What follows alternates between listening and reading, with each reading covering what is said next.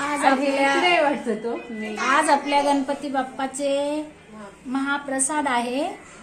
उद्या विसर्जन आहे। महाप्रसादासाठी जेवण चालू आहे। त्यासाठी आम्ही गणपती बाप्पासाठी बनवलेत मोदक, पुरणाच्या पोळ्या बनवत आहे। हे बघा सगळे शेजारी पाहुणे मंडळी सगळे जण आलेले आहेत।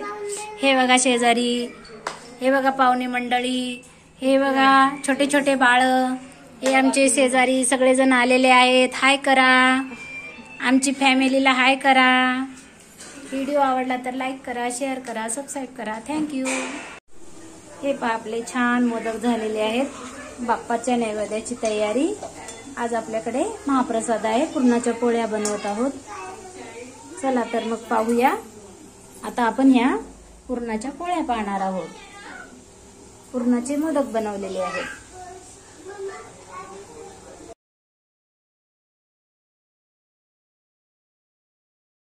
आपण पुरणपोळी बनवणार आहे। हे पहा अशा प्रकारे उंडा बनवून घ्यायचा आणि आता असं पीठ लावून लावून छान उंडा बनवला की पुरण भरायचं।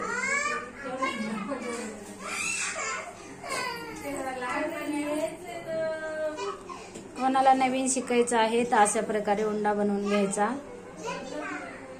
हे पहा छान पद्धत आहे, लवकर करता येतात। वरती पातळ आणि आतमधून थोडंसं जाड ठेवायचं म्हणजे छान उंडा भरता येतो। आता आपण इकडे पण पाहतोय पोळी आपली पुरणाची। तर पुरणाची पोळी आता आपण ही पट्टी करून घेऊया। हे पहा भाजू दे आता, बंद कर बंद कर बंद। ही पहा आपली पोळी भाजलेली आहे। आता एक साइड भाजली, आता दुसरी साइड भाजून घेऊया। हे पहा किती छान फुगलेली आहे, मऊ लुसलुशीत पुरणाची पोळी। हे पहा आपली तयार आहे पुरणाची पोळी। आता लगेच आपण दुसरी बनवून घेत आहे।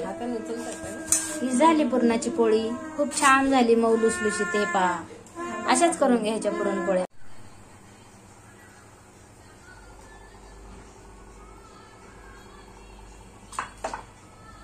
तयार आहेत आपल्या पुरणपोळ्या, छान झालेल्या आहेत। तयार झाल्या पुरणपोळ्या। याचा आपण महाप्रसाद करणार आहोत। माझा व्हिडिओ आवडला असेल तर लाईक करा, शेअर करा। पाहिल्याबद्दल धन्यवाद। थँक्यू।